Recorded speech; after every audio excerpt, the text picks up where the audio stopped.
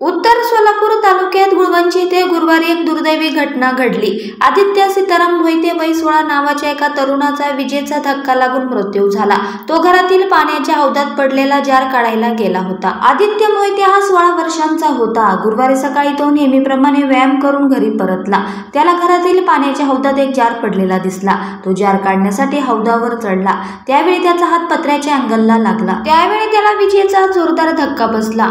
घरातील लोकांनी हे पाहताच त्यांनी लगेच घरातील वीज बंद केली, पण तोपर्यंत आदित्य विजेचा जोरदार धक्का लागून हौदात कोसळला होता।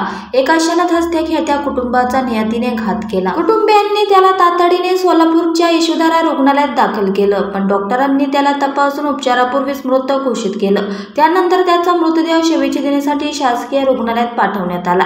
व्यायाम करून परतलेल्या आदित्य काही वेळातच जगाचा निरोप घेईल असे कुणालाही वाटलं नव्हतं। आदित्य मोहिते हा कुटुंबातील एकुलता एक मुलगा होता। तो नुकताच 10वीच्या परीक्षेत चांगले गुण मिळवून पास झाला होता। शहरातील एका कॉलेजमध्ये त्याने 11वी साठी ऍडमिशनही घेतलं होतं। एकुलत्या एक मुलाचा अशा प्रकारे मृत्यू झाल्याने कुटुंबावर दुःखाचा डोंगर कोसळला आहे।